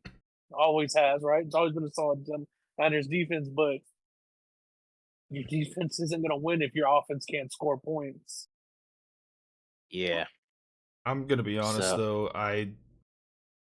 If it's Purdy or Dobbs, I still think Niners. Oh, I mean, it's the Patriots. But it is Jacoby Brissett. Yeah, but I can't trust the Patriots offense after what I saw this past week. No, definitely not. That was a terrible display. Yeah, it was terrible. But yeah, I'm still going with the Niners in this matchup. I know things look pretty bad right now with the Niners, but again, the Patriots just have not shown me anything that's super impressive. So I'm taking the Niners. I'm going to keep it close in this one. I'm going to say Niners by 7. Yeah, I'm sticking with the Niners for all the struggles that they're having. Brock Purdy still did throw 3 touchdowns, and they still put up mid-20s against 24. the Rams. 24. Yeah, I mean, what they did with all of the problems that they have is still kind of impressive. Brock Purdy, based on this, is listed as healthy, full practice participant today, so it's likely that he's going to be the starting quarterback this weekend. I think that even with Ayuk, with Jennings, Jordan Mason, I think that's enough to beat the Patriots. We saw what the Patriots looked like against a good defense in New York, and it wasn't anything to write home about. Yeah. And I mean, one thing on defense, that this defense could get even better mid to late season, is they still don't have Dre Greenlaw, who tore his Achilles tendon in the Super Bowl last year, trying to run onto the field. So, I mean, like, even if this offense continues to dwindle, like, there's still hope that the defense is going to be good and then still get better as the season progresses. But I agree. I think it's still going to be the Niners. I think it's going to be a little bit more challenging as the season progresses when these weapons aren't there, though, because how long can you maintain it? Being that consistent with these same guys when you already are in your second and third string players already. Yeah. Well, moving on. This one, honestly, this should be easy. It's Chiefs at the Chargers. We don't even know if Herbert is playing, if I'm right. No, it hasn't been confirmed. Yeah, I'm taking Chiefs. Chargers without Justin Herbert, they just don't stand a chance, I don't think. Granted, we are recording this on a Wednesday, so we don't know what will happen between now and Sunday. This is true. So, still, we put an asterisk for now. But as of now, I'm still taking the Chiefs. They're with or without with Justin Herbert, the Chargers might have a shot, but without Justin Herbert, they got no shot. Gone. Yeah. Yeah, I'm taking the Chiefs as well. The offense looks good. You know, they're undefeated. Defense looks good. They do enough to stop the opposing teams 9 out of 10 times. Herbert, yeah, they'd have a shot. But even with Herbert, the pass game has been like tamed this year. They've been focusing run game.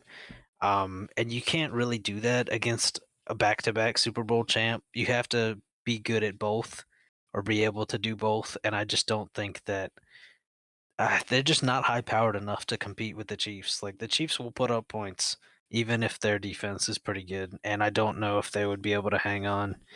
And if Herbert doesn't play, I didn't see anything impressive after he went out last week. So I don't think there's a shot for the Chargers this time around. Nope, I do concur and agree with the statements said above. Great. All right. Chiefs across all the board. Yep. Next game though, Browns at the Raiders. I'm picking Raiders. I trust them more than I trust the Browns because at least they beat a good team. Yeah. But they also lost to the Panthers, though. Yes, I don't know. but they also beat the Ravens. But they also Yes. lost to the Panthers. Yeah, But they not also the lost to Bryce Young Panthers. Panthers. They Doesn't also didn't matter. even put up. I don't think they even put up double digits against the Chargers. So I don't know. I don't think it's that easy. Because even with the way Cleveland is playing, like Cleveland is still putting up points on the board. I don't think that and there's a lot of issues going on with the Raiders. I don't know if you guys saw any of the press conferences from Antonio Pierce I've seen clips, but I on what is haven't. going on.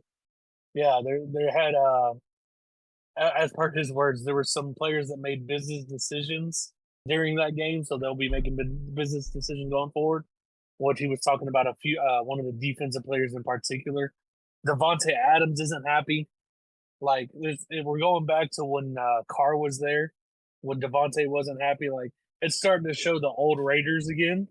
So I don't know. I feel like they're more so gonna self implode. Like self implosion is more on their radar than anything right now. So I don't think it's that easy just to say Raiders win. You know what? I'll take the Browns. And I know they just lost to the Giants. I'm not impressed with the Raiders. Yes, they were impressive one game against Baltimore, but Flute game. I don't think that Minshew going against the Browns defense is going to have a very good time. I think that he might get sacked a couple times, he might get picked a couple times, I don't know. But the Browns offense might not have been super impressive against the Giants, but I don't think the Raiders have a very good defense either. Like they got Max Crosby, but like from top to bottom, their defense doesn't have weapons. So I don't even know you if Max Crosby's going to be playing.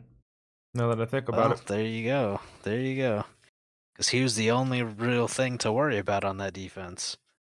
I don't know. The Raiders have been continually disappointing year in and year out. Coming off of the loss to the Panthers, just like how do you? I don't know. If you're a Raiders fan, like you should be at an all-time low. Like you should be depressed. Yeah, because you lost to the Chargers week 1, miraculously beat the Ravens in what I'm going to call a fluke game week 2, and then turn around and lose to the Panthers week 3. Like there's no, there's like it's not great. It's terrible. I don't think it gets better with Cleveland. I think Cleveland wins it.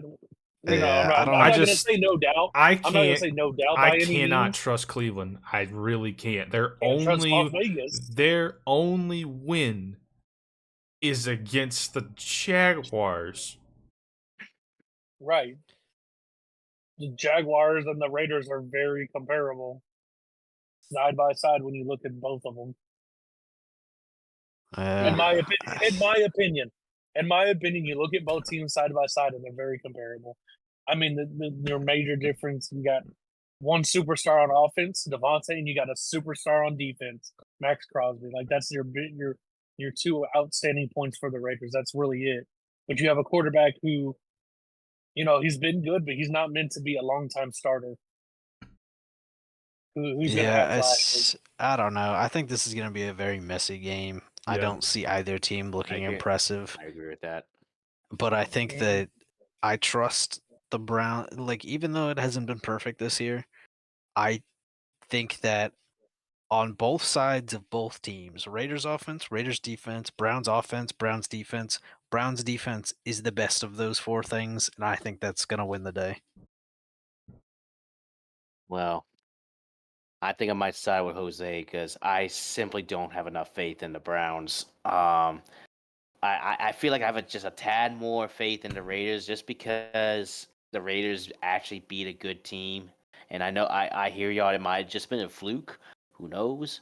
But the Browns just have not wowed me enough to think that they're a competent team. I just don't trust them. So I'm taking Raiders by 3 in this matchup. Mr. Deshaun, I can't do well without a massage Watson. Yes. Moving on. All right, I believe this is the last one for Sunday. Sunday night, Bills Ravens. I can't pick against the Bills. Game No. of the week. Not mine. It doesn't have to be yours, but this is the game of the week. This could potentially, I'm saying it, heavy emphasis, be your AFC championship game. It could The be. way That's Josh a Allen bold- is playing. That's a bold Hold on. statement. I'm going to stand by it. That's a bold statement, Cotton. I know. Listen, the way Josh Allen is playing, he's having an MVP season. So is Lamar. That offense, both offenses are firing for both teams. I mean, more so the run game for the Ravens. But Josh Allen is looking like prime Josh Allen the way he's been playing lately. And I think he makes, like, right now, as far as quarterbacks, has, like, the leading, besides Sam Darnold in the NFC, as far as AFC-wise goes, like, Allen has that MVP race, like, in my opinion, at the top right now for the AFC. I mean, I it can would come agree with close, that. but I think this could potentially and literally be the AFC Championship game right here if both It teams could be. continue on the pace, and I think the Bills and Ravens both will. So I do think this is like a very early in the season, but a very good look forward into the future. Yeah, I think it definitely can be. The only problem I would say is that who's gonna get the Chiefs out of there. Mm-hmm. Yeah. No. But That's the big yeah, one. I mean, it's gonna be a great game. As Yeah. much as I think that the Ravens' run game is one of the best in the NFL right now, the Bills have just been week in and week out like surprisingly good. Like even when you think they're gonna do well, there wasn't really any doubt in my mind that they were gonna beat the Jaguars, but just watching it was just on another level. Like they manhandled them. It was a slaughter. Yeah. I'm And I know that the Ravens came off of a win against the Cowboys, but I think that the Bills are 3-0 and the Ravens are 1-2. And I don't know. The Bills haven't given me a reason to doubt them, so I got to go with the Bills. I mean, agree. they had a slow week 1 start versus the Cardinals, still won it. You go into Miami, had Miami a fat loss. Go against Jacksonville, which no one's really concerned about Jacksonville like anywhere, and hand them a major loss. There's just nothing that's like they're kind of faltering. They may have issues. There might be concerns. Like we play them in Houston plays them in 2 weeks, and I'm concerned. You should be. I Yes. already know that Yeah. it's potentially a loss. Most likely going to be a loss unless we turn some things around, and I'm already preparing for it. But like right now, as far as things go, like Buffalo looks way better than KC does. I don't care that KC is a repeat. I don't care that that KC's winning because they're barely winning. And we're not going to get into the refs and some potential cheating scandals, but I think the Bills just look way better than the Chiefs do. No. But it's close with the Ravens. Like that's 1-2 right there. Like in the AFC, in my opinion. So I'm gonna stick with the Bills though, and I think they pull this one off against the Ravens. Yep. I think it's Yeah, close. I agree. I think it's very close, but I think the Bills pull it off. Yeah, I think the Bills will as well. I'm choosing the Bills. I think they will win by 1 point. Just 1 point. Interesting. That's how because that's how I think this game is gonna be that close because the Ravens have a good run game offense and the Bills have a really good offense in general, and it's just gonna come down to whose defense is gonna step up. I think so, and I think each team's gonna trade blows with one another, but I think the Bills come out on top with a game-winning field goal with a uneven score. So I take Bills by 1. All right, Bills across the board it is. Now this next one here, though, we have another doubleheader on Monday night for the last 2 Let's games go. of the week, and the first one, say it with me now, Apollo. It's the Titans and Dolphins. Ugh. Oh yeah, Ugh. brother. Ugh.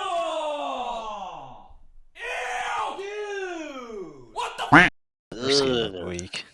trash. Get Stink, it out! puke. That- Ooh. It's like rancid acid sitting in the trash can at the restaurant that you walk by. Like, ugh. This Which is game is gonna be terrible. Is I think this that's the terrible Titans? thing about. Is this the Titans' first win, or I don't know. I'm gonna be honest. I'm rooting for Will Levis in this one. I know he's had a rough start. I know it hasn't been great, but I think he's got a chance. Yes, and I know Skylar Thompson has Tyreek. I know he's got Jalen Waddle, Devon Achane, and I'm probably going to be wrong, but I'm still going to give Levis a shot here. Like I've got this very sliver of hope, the most sliverest of slivers you've ever slivered. But it's there. I feel like this might be it. I mean, we saw Hopkins get more involved last week. You got Pollard and Tyjae Spears. Like I do feel like Levis is the better quarterback out of him and Skylar Thompson, not by much, but I think it's there. So this might actually be their first and only win of the season. So I'm going to give it to them early and get it out of the way. I just want to say the only way that the Titans have a shot is Levis needs to control himself. Limit your turnovers, and you'll be fine. It's not just limiting the turnovers; it's limiting how he does the turnovers. Because Because there's been some goofy ones, and if you've watched the previous episodes, they're there. Like I have never seen a quarterback, whether he's a rookie or second-year starter or really any starter. The picture I put in last week looks like he's being he looks like he's trying to swim through the air as he's letting go of the ball.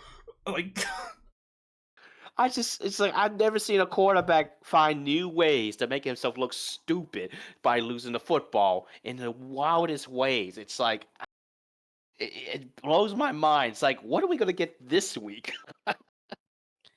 But in regards to this matchup, I would love to pick the Titans, but I'm picking the Dolphins just because they have better weapons. I know their quarterback is definitely the big question mark, but I just don't see them struggling against the Titans at all. So I'm not going to say they're going to make easy, quick work because the Dolphins have a backup quarterback playing, but I am more confident in the Dolphins than I am the Titans. So I'm taking Dolphins by 7. I'm taking the Titans. I Oh think my that Chris God. on his own. I Oh, no. think that it's Let's go, happening. yes, sir. Look, I stand by that. I think the Titans are probably the worst team in football right now, but I didn't see anything impressive from Skylar Thompson last week.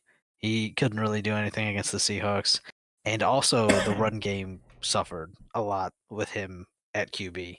And I just think that if those two things continue, which I'm kind of counting on them continuing, the run game might get a little bit better, but with bad quarterback play, wide receivers can't do anything, and so that takes out the best part of your team right there. Um, Will Levis is the new Baker Mayfield. Baker, you are in my good graces. Will Levis, you now have commercials, but no wins. So you are now in my bad graces. Mayonnaise I'm tired commercials. of seeing This your man. mayonnaise commercial after you just embarrassed yourself on TV week in and week out. Stop it. Oh, Paulos, you think that's bad? You should have seen his perfume commercial. Yeah, He's is got a it another perfume thing with the commercial? mayonnaise too? Yes. See, I here we gotta go. post it. Here we go. A bunch of commercials for a QB that doesn't deserve it. This is what made me hate Baker Mayfield. And I don't hate Will Levis, but if it continues for a few more years, then who knows? I I don't know. don't blame you. I'm The I'm Titans, I starting think, to will get hate their the first man win, because but not look, by much. this right here is Will Levis this season. Chris can see it. I know they all can. I'm Oh, yeah. holding the trash can. Yeah, I don't know. The whole division, the Texans are underperforming, sure. But the rest of the division, this was supposed to be a good division. How does it feel now, Will, to have the worst division in football? It feels like the Saints used to feel, probably. Hey, watch Probably. it. Probably, but not this year. Watch it. What have you Hey, it done may for be me the worst lately? division, but we're at the top. All right, Titans for everybody He's but king of the Chris. trash dump. Hey, I'll be the proud odd All man right. out on this one. And the next game on Monday night, the final game of the week, 7:15. My personal game of the week, because this one for some reason is always a shootout. Lions Seahawks in Detroit. You ain't lying, because this anytime the Lions and Seahawks go up against one another, it's always a offensive explosion kind of game. I have yet to see a defensive performance from either of these two teams when they go up against each other. It's like Even they when just one team is supposed to have a really good defense. exactly. It's like they just leave their defense at home and just say, you know what, you guys take the day off. We'll take care of everything. So now it comes down to who's gonna win. And I'm kind of siding with the Seahawks here because Geno Smith looks really good. I think the Seahawks have shown a lot more flashes than the Lions have in recent weeks. And are they at home? Well, let me see. No, they're on the It's road. in Okay. Detroit. Yeah. So it's gonna be hard to play in Detroit. So I'm gonna keep it close, but I think the Seahawks are gonna win by 7. And it would not surprise me if this might be a shootout. I'm taking the Seahawks as well. I think that the Seahawks have looked really good the first 3 weeks. Obviously, they're 3-0. The last 2 weeks they haven't played good teams because, Tua's out and the Patriots are not all they once were. But I still think that the Lions have looked vulnerable in the last few weeks. Yep. And they haven't been they've only lost the one game? Yep. Yeah. 2-1, but they haven't looked quite as good as they were last year, whereas the Seahawks are looking like they're better than they were last year. I don't know. Everything's clicking for the Seahawks. The defense has looked good. Geno's looked good. DK is making plays. Smith and Jigba, Tyler Lockett. I don't know. Kenneth Walker, do we have an update on him? Is he still out? I believe he is still out as of today. I haven't looked at anything since like 7 o'clock. Okay. Well, I mean, even still, the run game has still been serviceable in Yeah, his Charbonnet absence. has done pretty good. Yeah, Charbonnet has been looking surprisingly good for a backup. I don't know. There's nothing that the Lions are giving me right now that I think they're doing better than the Seahawks. Yeah, not to mention the Lions also might be without Laporta. Yep, That's could be true. without Laporta. And another thing is, with the Seahawks, I think being the better team right now, the Lions are gonna be doing Lion things. They're gonna be taking those risks, which could pay off, but they could also not against a good Seahawks defense, and I think it might bite them. Yeah. Yeah, I agree. There is also another injury on the Lions on their defense, and it's a key one. I believe Branch He's been pretty good in the secondary, but he is questionable at the moment. Isn't Alex Anzalone hurt as well? I believe so. Yep. Yeah, that's what I thought because I have him on fantasy and he was questionable for this week. So and he was I believe last season he led all Lions linebackers in tackles, if I'm correct. So, but yeah, Might be. I they would can't need. remember. I can't remember either. But anyway, but yeah, I'm taking Seahawks in this matchup. It's gonna be a good game. Will, what are your thoughts? I do concur. No, Hold I up. agree.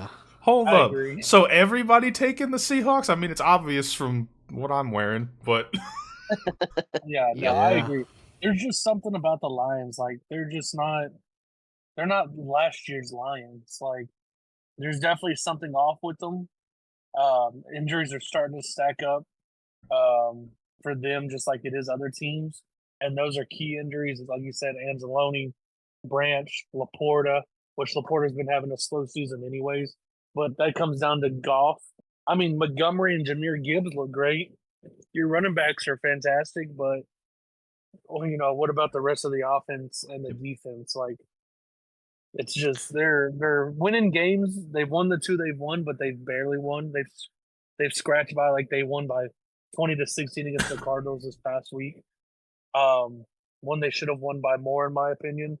So it's kind of hard to put much faith in them. Like, yeah, they're winning, but it's like now they're gonna start facing down the stretch better teams.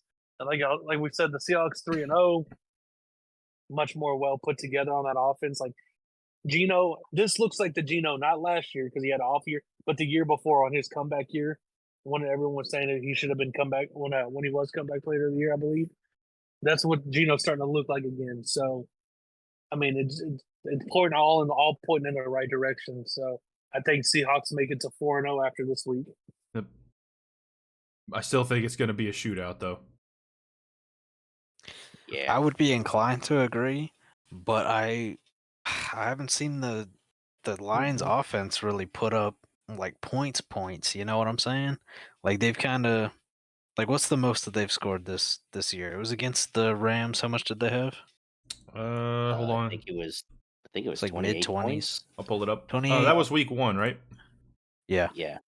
Let us see Yeah, they here. 20-13 last week. They only 2026. put up That was final score. 16. Yeah, put so 16 against 26. the Bucs. 26 is the most they've put up. Yeah. I don't know. And then they put up 20 twice or something like that. I believe. 16 against the Bucs and then 20 against the Cardinals. Yeah, like I would say it's going to be a shootout, but I think that on Seattle's end it might be more of a shootout. I gotta see some big plays, something happening on the Lions offense. Yeah. I don't blame you, but I still it's think it's gonna very be a shootout. strange. It's very strange with what's happened to the Lions. I can't explain it. I can't pinpoint what the issue is. Something is wrong, and I can't tell what. Who knows? Maybe everybody else just got better. I mean, Goff has literally thrown a pick in all 3 games. And I did say in before this season started that if Goff plays like bad Goff, That is he's true. not going to do so well. So The team's so going to far suffer for it. Exactly, and he's just playing like bad golf right now, and this might be the case for the rest of the season. I mean, I would hope that he would course correct himself before the season ends, but it's not looking good right now for Jared Goff. Yeah. Well, that is all of the games for week 4. Yep. There were so many of these that we all agreed on, but then I think there's only like 2 that were split. Yep. Yeah. And one where I was outnumbered. Yeah, you on your own there, bud. Yep. Well, hope our predictions are better than they were these past 2 weeks, especially for somebody. Looking at you, Chris. Well, he's already on the wrong path with that take about Tennessee and Miami. I was standing my. Oh, sorry, I'm battling a cold, Oh so if my y'all hear me goodness. coughing. He's dying. Yep. But until next week. 2 hours later.